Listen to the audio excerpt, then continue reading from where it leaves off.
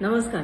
पंतप्रधान नरेंद्र मोदी यांनी इंधन बचतीचा संदेश दिला आणि हा संदेश दिल्यापासून महाराष्ट्रातले नेते हा जो म्हणजे मराठीत ज्याला खुळेपणा म्हणतात ना, तो खुळेपणा त्यांनी सुरू केलेला आहे आणि त्यांचा हा खुळेपणा बघून जनतेला त्यांच्याबद्दल कसुभरही प्रेम वाटत नाहीये किंवा आपण इंधन बचत करावी याचा कुठलाही संदेश एकाही नेत्याकडनं आमच्यापर्यंत पोहोचत नाही. किंबहुना सामान्य माणसाला संताप येत चाललाय आणि तो संताप वाढत चाललाय याची सर्व नेत्यांनी सर्व मंत्र्यांनी नोंद घ्यावी. इंधन बचतीचा संदेश दिल्यानंतर पहिल्यांदा या नेत्यांनी काय केलं तर ईव्ही गाड्या घ्यायला सुरुवात केली. मुळात तुमच्याकडे गाड्या आहेत, त्या एवढ्या लाखो रुपयांच्या गाड्या आहेत. त्या लाखो रुपयांच्या गाड्याचं तुम्ही काय करणार आहे? भंगारात काढणार आहे का? त्या गाड्या सगळ्या आमच्या पैशाने घेतल्यात. त्याच्यानंतर तुम्ही आता ईव्ही गाड्या घेत सुटलेत. म्हणजे आज त्यांनी संदेश दिला, दुसऱ्या दिवशी यांनी रांग लावली ईव्ही गाड्या घेण्याची. एवढे पैसे सँक्शन कधी झाले? तुम्ही काय स्वतःच्या खर्चातनं त्या ईव्ही गाड्या घेतलेल्या नाहीयेत. स्वस्तातली ईव्ही गाडी म्हणजे इलेक्ट्रिकल व्हेकल ही 7 लाखाची आहे आणि महागातल्या महागाची ही 70 लाखाची आहे. उपमुख्यमंत्री एकनाथ शिंदे हे ईव्ही गाडीतनं येताना दाखवले, आम्ही सगळ्यांनी बघितले. ती गाडी कमीत कमी 70 लाखाची आहे. माझं आव्हान आहे उपमुख्यमंत्री एकनाथ शिंदेना की तुम्ही याची रिसीट दाखवा आम्हाला ही गाडी विकत घेतल्याची. ही गाडी तुम्ही आमच्या पैशाने घेतली आहे का तुम्ही स्वतःच्या पैशाने घेतली? आणि आमच्या पैशाने घेतली असेल ना तर इंधन बचतीचा हा प्रकार योग्य नाही. हेच नाही तर बाकीच्या नेत्यांनी सुद्धा हेच सुरू केलं. प्रत्येक जण जातो आणि ईव्ही गाड्या सुरू घेतो. म्हणजे यांना केवळ इंधन बचतीचं हे निमित्त पाहिजे. त्यांना या महागड्या ईव्ही गाड्या नवीन पाहिजेत आणि या सगळ्या ईव्ही गाड्या ह्या आपल्या पैशाने घेतल्या जात आहेत. आणि आमचं काय होतंय, आम्हाला कुठलीच सवलत नाही. आम्हाला इंधन बचतीची कुठलीच सवलत नाही. आमच्यासाठी पेट्रोल दरवाढ केली, आमच्यासाठी डिझेल दरवाढ केली, आमच्यासाठी सीएनजी दरवाढ केली. आम्हाला अजून एलपीजी मिळत नाहीये. मेट्रोची तिकीटं का नाही कमी करत तुम्ही मेट्रो सुरू केलेत ना मुंबईत, मेट्रोची तिकीटं का नाही तुम्ही कमी करत? बरं, तुम्हाला कार पुलिंग सांगितलंय म्हणजे 4-5 जणांनी एकत्र जायला सांगितलंय. एक तरी नेता 4-5 जणांना घेऊन जाताना दिसलाय का? नाही दिसला. आणि आशिष शेलार यांनी काय केलं आणि मुख्यमंत्री आपले देवेंद्र फडणवीस यांनी काय केलं? दुचाकीने गेले. दुचाकीने कुठून गेले? म्हणजे विधान भवनापासून मंत्रालयापर्यंत चालत जरी आला ना तरी 7-8 मिनिटात माणूस जातो. पण हे 7-8 मिनिटं चालणार नाही ते नेते. हे गेले कशाने? तर हे दुचाकीने गेले. बरं, हे दुचाकीने जातात, त्यांच्या मागे आणखीन 4 गाड्या दुचाकीने. प्रत्येकाने हेल्मेट घालायचं. आणि ती आता दुचाकी कोणाची होती तर म्हणतात आता पोलिसाची दुचाकी होती. नितीन गडकरी तर महानच आहेत. म्हणजे ते पुण्याला कार्यक्रमाला आले. माझं काय म्हणणं आहे की तुम्हाला इंधन बचत करायची ना, प्रत्येक कार्यक्रमात तुम्ही कशाला पाहिजे? तिथला सामान्य अधिकारी जो असेल तो करेल ना, तो पाहणी करेल, तो बघेल सगळं. बरं, हे आले तिकडनं नागपूरहून आले पुण्याला, कशाने आले? चालत बिलत तर नाही आले, ट्रेननी तर येऊच शकत नाही ते लोक. म्हणजे हेलिकॉप्टरने आले, इंधन बचत केली त्याच्यात.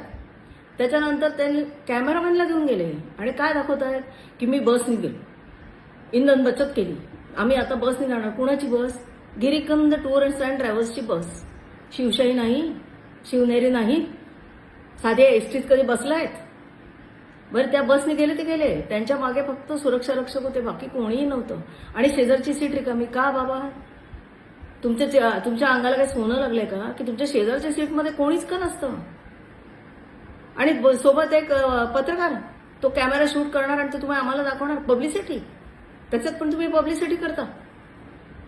देवेंद्र फडणवीसजी हे इंडिगोच्या विमानात बसले, आम्हाला दिसले. आणि त्यांनी खासगी विमान न करता ते इंडिगोच्या विमानात गेले अशी प्रसिद्धी दिवसभर बातम्या सुरू होत्या. पण देवेंद्र फडणवीस यांच्या शेजारची जी सीट होती ना, सीट परत रिकामी. म्हणजे तुम्ही तुमच्या सीटचं पण पैसे भरले, शेजारच्या सीटचं पण पैसे भरले, तुम्हाला आणि इंडिगोच्या विमानात तुम्ही कुठे गेलात? तुम्ही सरकारी कामासाठी गेला होतात का? तुम्ही अर्जंट कुठल्या कामासाठी गेले? तुम्ही सगळ्यांना सांगितलं ना कार्यक्रम बंद करा, तुम्ही का गेलात? तुम्ही श्री रविशंकर यांच्या खासगी कार्यक्रमासाठी का गेलात? हा आमचा सवाल आहे. हे तुम्ही इंधन का खर्च केलेत आणि आमचे पैसे का खर्च केले?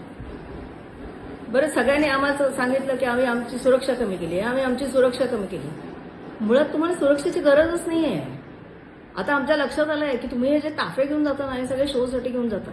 आता जी सुरक्षा तुम्ही कमी केली सांगतात ना, म्हणजे 17 गाड्या जात होत्या. त्या 17 गाड्याच्या म्हणे आम्ही आता 4 गाड्या केल्या. म्हणजे मुळात तुम्हाला या 17 गाड्यांची गरजच नव्हती. आमचे पैसे फालतू खर्च करत होता तुम्ही. आणि तुम्हाला सुरक्षा रक्षकांची काही गरज नाहीये. तुम्हाला जर कोणी हल्ला केला ना तर तुमच्या व्यावसायिक तुमच्या देवाणघेवाणी जे चालतात ना त्याच्यातूनच हल्ला होऊ शकतो. बाकी नेत्यांवर कोणी हल्ला करणार नाहीये. म्हणजे तुमच्यावर हल्ला करून आम्हाला नाही जेलमध्ये जायचं. हल्ला ज्याच्यावर करतो तो पण तितकं महत्वाचा असायला पाहिजे ना. आम्हाला नाही तुम्ही महत्वाचे. त्याच्यावर आणखीन कहर म्हणजे दादा भुसे म्हणतात की ह्या वेळेस आम्ही ब्रिटनला जाणार होतो आणि एम्स्टरडॅमला जाणार होतो, तो आम्ही दौरा रद्द केला. पंतप्रधान मोदी यांनी आवाहन केलं. वा वा वा वा दादा भुसेजी, किती छान. म्हणजे तुम्ही आणि तुमचं कुटुंब दर मे महिन्यात, आम्ही इथे उन्हात होरपळतोय तेव्हा तुम्ही दर मे महिन्यात तुम्ही परदेशी जाता आणि जे हा परदेश दौरे करता तुमच्या कुटुंबासह, म्हणजे गिरगावून दादरला झाल्यासारखं तुम्ही रोज रोज रोज रोज परदेशी जाता. आणि जे तुम्ही दौरे करताना त्यातला एका वर्षीचा एक दौरा फक्त तुम्ही रद्द केला. पुढल्या वर्षी तुम्ही जाणारच आहात, 100% जाणार आहात, पण त्याची पण तुम्ही पब्लिसिटी करता. म्हणजे तुम्ही प्रायव्हेटली कुठेतरी जाता मजा मारायला, त्याची तुम्ही पब्लिसिटी करता. आशिष शेलार म्हणले की मी कान फेस्टिवलला नाही गेलो. अरे म्हणजे कान फेस्टिवलला जायची गरजच नव्हती तुमची. तुम्ही गेलात काय? नाही गेलात काय? मी तर म्हणते कधीच जाऊ नका तुम्ही कान फेस्टिवलला, काही गरज नाही इथून इकडे जायची. राहुल नार्वेकरांनी तर कमाल केली. राहुल नार्वेकर आणि 12 आमदार, लक्षात घ्या, राहुल नार्वेकर आणि 12 आमदार जपानच्या ट्रिपला जाणार होते. कशाला? बुलेट ट्रेन आणि याची सगळी माहिती घ्यायला. आता साधारणपणे ना ऑनलाईन पण ही माहिती सगळी मिळू शकते, सगळं तुम्ही बघू शकता, सगळी तुम्हाला माहिती मिळू शकते. आणि तुम्ही जपानकडनं कर्जाऊ सगळ्याचे पैसे घेता ना, त्यामुळे ते तुम्हाला बोलवतात, तुम्ही मोफत जाता आणि तिथे मजा मारून येता. आता तुम्ही का नाही गेलात? जर बुलेट ट्रेनची माहिती घेणं महत्वाचं होतं तर तुम्ही ह्याला जायला पाहिजे होतं, पण तुम्ही ते अगदी सहजी कॅन्सल केलं. कारण हे जाणं काही महत्वाचं नाही. तिथे नाही गेलं तरी ती सगळी माहिती तुम्हाला मिळते, सगळी ऑनलाईन माहिती मिळते. म्हणजेच तुम्ही हा जो खर्च सगळा करणार होतात ना, तो उगाच फुकाचा खर्च करणार होतात. आणि हे प्रत्येक जण करतंय, प्रत्येक जण रोज आम्हाला दाखवतंय. कोण मस्त ईव्ही गाडीतनं फिरतंय, कोण मस्त एसीच्या बसमधनं फिरतंय, कोण मस्त विमानातनं फिरतंय आणि शेजारच्या सीट रिकामे ठेवतंय. हे आम्हाला दाखवताय तुम्ही, आम्हाला. आणि आम्हाला बचत करायला सांगतात. कसली बचत करायची?